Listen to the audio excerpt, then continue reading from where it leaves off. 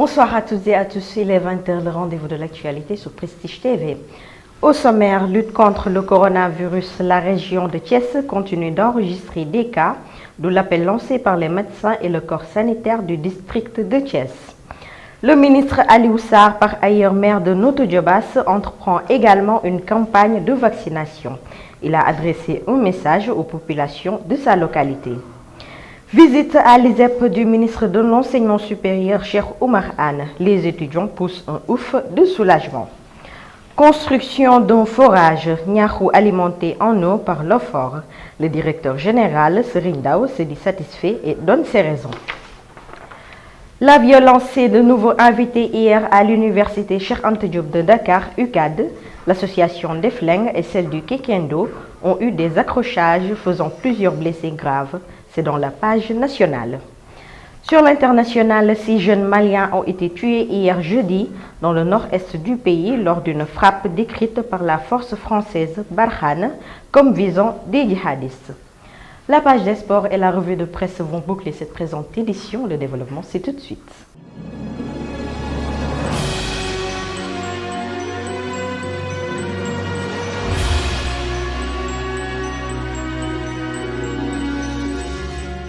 Bienvenue à tous, nous démarrons avec la pandémie du Covid-19 qui fait état de 99 cas positifs sur un échantillon de 1586 tests avec 65 cas issus de la transmission communautaire et 3 décès enregistrés.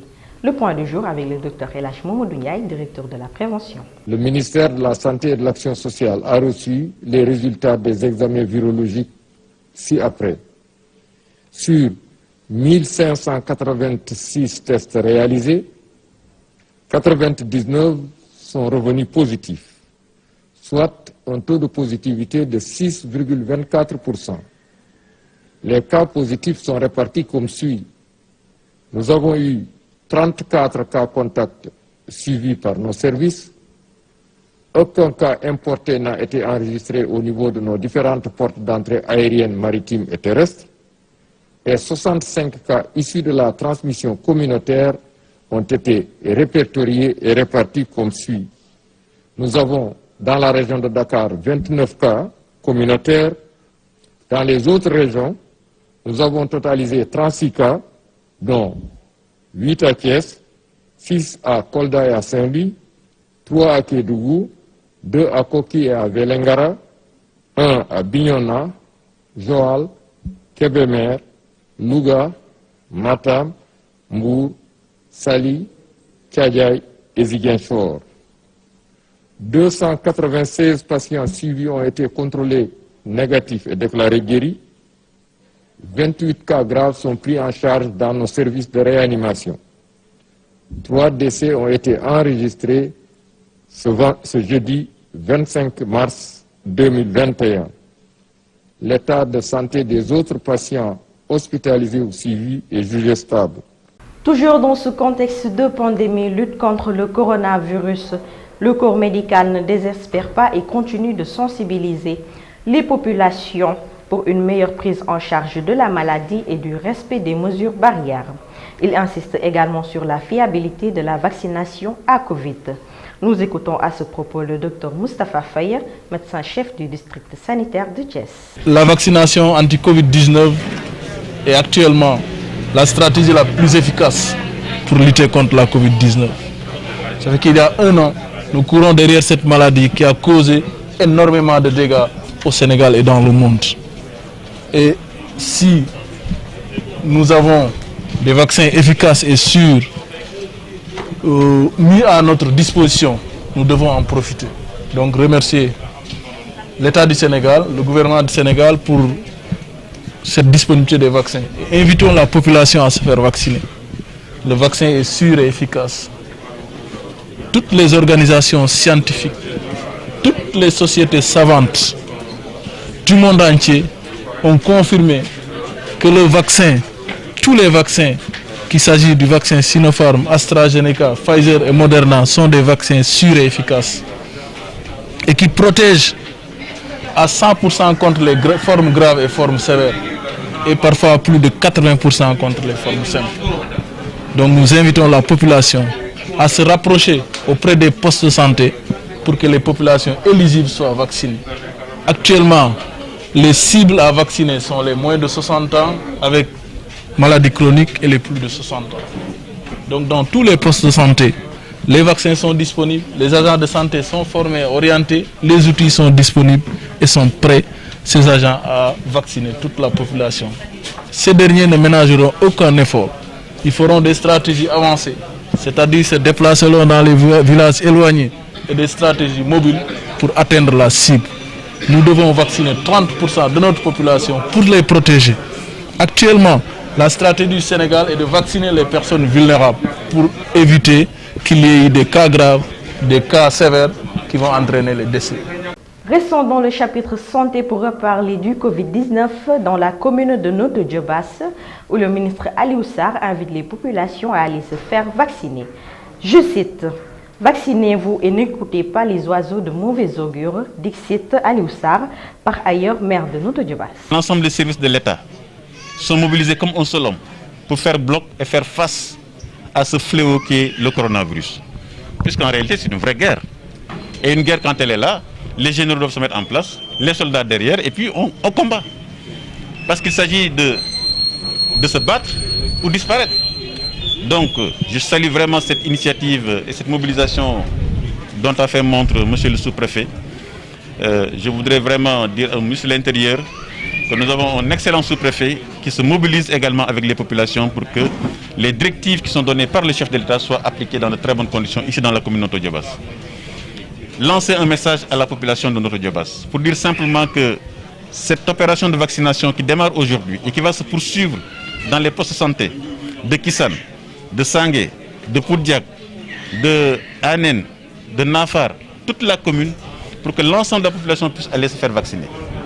Et surtout de ne pas écouter les oiseaux de mauvais augure et les cassandres.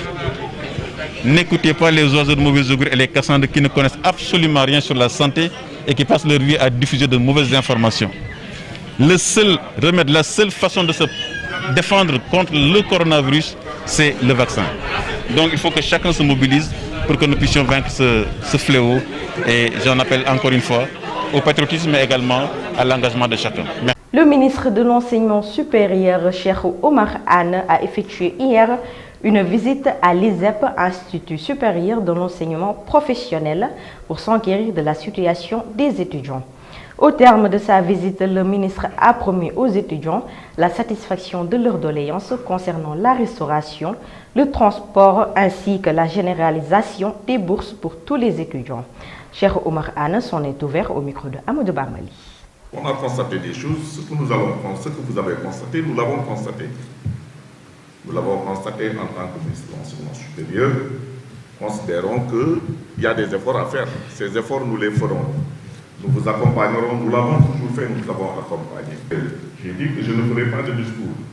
On va aller vers une inauguration. L'inauguration de M. le Président de la République s'adressera à la communauté, ou parlera, mais il viendra avec des propositions concrètes dans ce sens-là. Je vous ai entendu quand vous réclamez des conditions d'études de meilleure qualité. En fait, l'environnement, parce que l'enseignement académique est de bonne qualité. Vous voulez être transporté dans de bonnes conditions. Vous voulez vous restaurer. Ça, je pense que c'est un minimum qu'il faudra avoir. Vous avez fait des propositions. La proposition qui consiste à octroyer une bourse entière à tous les apprenants. Je pense que c'est une piste. Il y a d'autres pistes. Nous les évaluerons avec votre direction, nous les évaluerons avec vos représentants. Et nous vous proposerons des solutions lors de la visite, lors de l'inauguration avec M. le Président. Il y aura nécessairement une augmentation du nombre de bourses. Il y aura de façon conséquente. Et je pense que je ferai moi aussi une revendication pour qu'on généralise la bourse.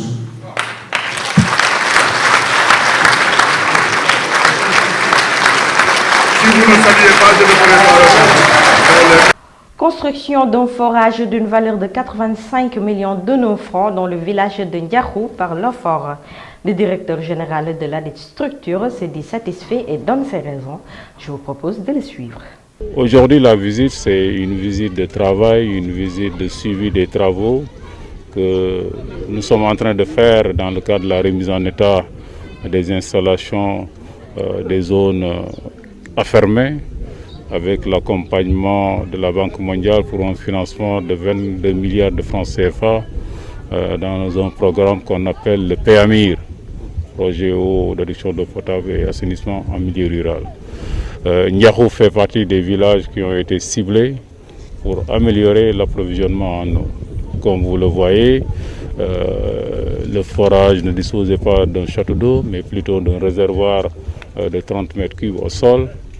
Aujourd'hui, nous avons construit un château d'eau de 150 mètres cubes d'eau avec une hauteur de 20 mètres, ce qui fera qu'on pourra alimenter les villages environnants. L'eau va couler très prochainement. Comme vous l'avez vu, les travaux sont réalisés aujourd'hui peut-être à 95%. Il reste juste des travaux de finition pour le forage et les ouvrages annexes, ça veut dire donc le logement du conducteur, mais également les travaux de raccordement. Donc il faut dire aujourd'hui quand même que nous sommes sur la bonne voie. C'est un ouvrage qui a coûté dans l'ordre de 85 millions de francs CFA, mais ça ne s'arrête pas là parce qu'il y a des branchements sociaux qui vont également être faits, subventionnés à 100%, des extensions également donc, de réseaux pour toucher d'autres villages qui sont autour de la localité de Ndiakhou.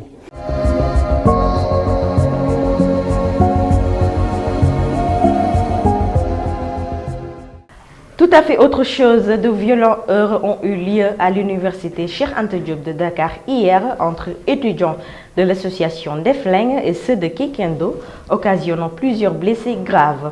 À l'origine, un vol de moto Jakarta. Récit de l'actualité nationale signé Fatou Karagui.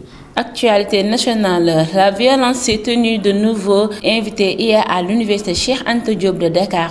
En effet, des heurts entre étudiants de l'association Neflan et ceux du Kekando ont fait plusieurs blessés graves. Selon nos sources, un vol de moto Jakarta serait à l'origine de la bagarre. Ensuite, le dialogue n'est peut-être pas définitivement rompu avec la direction de SCAF, mais les travailleurs du groupe dirigé par Sidi Diagne sont toujours en ordre de bataille. Ils ont déposé un préavis ce 25 mars. Leurs revendications se résument en 4 points. Le paiement des arriérés de salaire, le versement des cotisations sociales, le respect des congés et la mise en place d'une direction des ressources humaines. Et enfin, l'État du Sénégal compte aujourd'hui plusieurs institutions, mais hormis l'Assemblée nationale, Ousmane Sonko estime que le pays peut se passer du HCCT, du CES et autres. Il a cependant suggéré la création d'une institution assez particulière. C'était lors de sa visite chez Serigne Modou Boussa Dieng. C'était tout pour l'actualité nationale.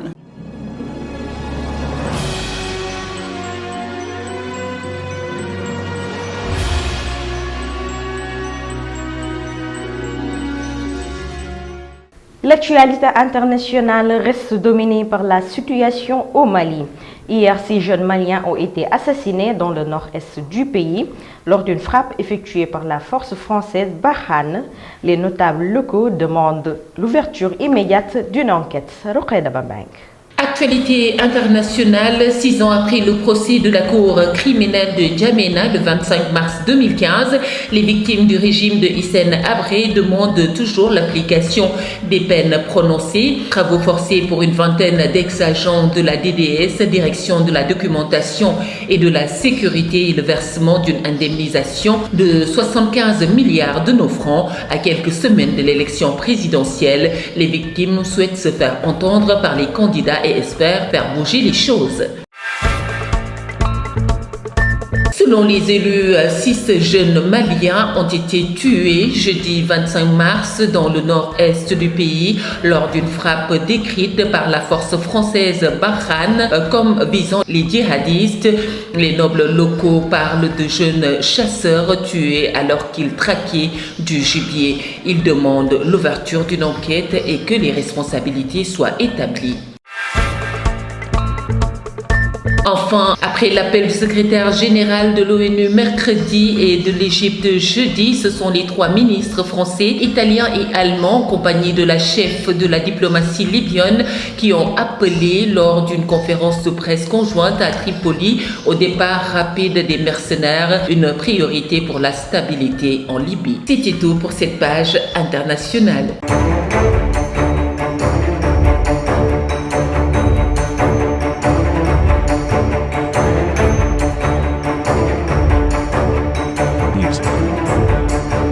Sport dans ce journal, les Scorpions de la Gambie se sont qualifiés à la CAN 2022 après avoir battu l'Angola par le score d'1-0.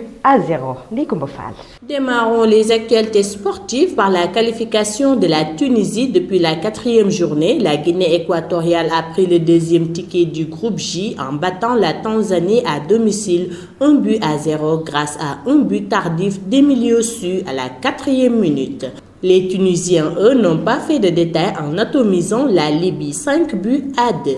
Et puis, l'équipe de football de Comores s'est qualifiée pour la première fois de son histoire en Coupe d'Afrique des Nations. Ce 25 mars 2021, les Comoriens ont décroché le point qui leur manquait en faisant match nul 0-0 face au Togo dans le groupe G des éliminatoires pour la CAN 2021. Terminons par les équipes de la Gambie et du Gabon qui se sont qualifiées à la CAN 2022 après avoir battu respectivement celle de l'Angola 1-0 et de la République démocratique du Congo 3-0. Avec 7 points chacune avant cette 5e journée, les deux équipes comptent désormais 10 points et ne peuvent être rejoints par la RDC 6 points à une journée de la fin des éliminatoires. Si pour les Panthères du Gabon, c'est un retour à la CAN après avoir raté l'édition précédente, c'est une première pour la Gambie. C'était tout pour les actualités sportives.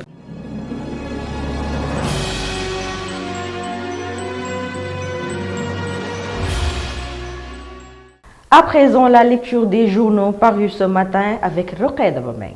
Bienvenue, nous démarrons avec le quotidien Le Soleil qui annonce la signature effectuée hier des contrats entre le Sénégal et la Mauritanie. Il titre à ce propos démarrage des travaux du pont de Rosso en juin. Les Échos annoncent ce matin indépendance, crédibilité, la justice au banc des accusés. À la page 5 du journal, Souleymane Teliko précise que sans indépendance garantie et assumée, la justice perd en crédibilité et en autorité. Quant à Alioune Ndao, je le cite, de mémoire, cette justice n'avait jamais été aussi attaquée, vilipendée et discréditée. Coucou, me revoilà. Diary Sow refait surface à la une de Écho. Cette fois-ci, notre Diary national s'affirme en féministe émancipée. Elle affirme à la page 4 du quotidien, il n'y a aucune peur, aucune honte à revendiquer la femme qu'on veut être. Il reste beaucoup de combats à mener comme la polygamie abusive, les violences, etc. Je n'étais pas certaine de pouvoir me conforter au modèle de femme imposé par notre société. Le Sénégal est passé d'une société matriarcale traditionnelle à une société patriarcale moderne.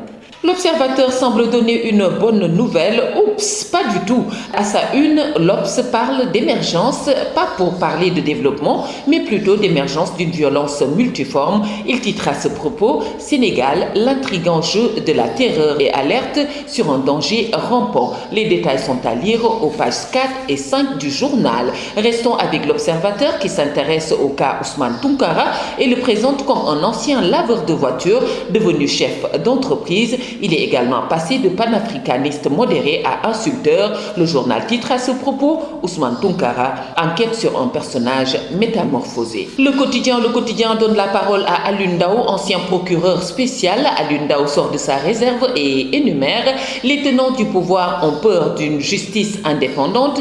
Des ministres donnent des instructions de non-poursuite à des procureurs qui les exécutent. Ils haussent le ton. que Antoine Diome fasse attention. Il ne reste plus que 3 ans à Macky Sall et d'ajouter, si ce qu'on reproche à Sonko est établi, qu'on le traduise devant les tribunaux. La Tribune revient sur les débats autour de l'indépendance de la justice et titre à ce propos, le ministre chante, Alioune Tine n'applaudit pas, les magistrats pleurent. Bon, passons à Vox Pop. 7 ans après, l'ex-procureur spécial de la CREI solde ses comptes. Alioune Ndao vide son sac et s'écrie: comment peut-on relever un procureur en pleine audience parce que simplement il était en train de faire son travail correctement? Terminons avec Sunulamb. Bien affûté, Ama Baldé a un entourage confiant. Sunulamb titre à ce propos, Ama Baldé dans la peau d'un futur roi. Quant à Sa Thiès, le journal précise que le petit frère de Balla Gaye 2 n'a plus droit à l'erreur. Reug en ce moment à Dubaï respire la forme. Modou Anta un triple défi dans un piège. Djibril Kanti, coach de Messène, on travaille toutes les techniques de boxe. Bonne lecture. Ceci met fin à cette édition. Mesdames, Messieurs, merci de l'avoir suivi. L'information continue sur www.prestigethies.com. Bonsoir.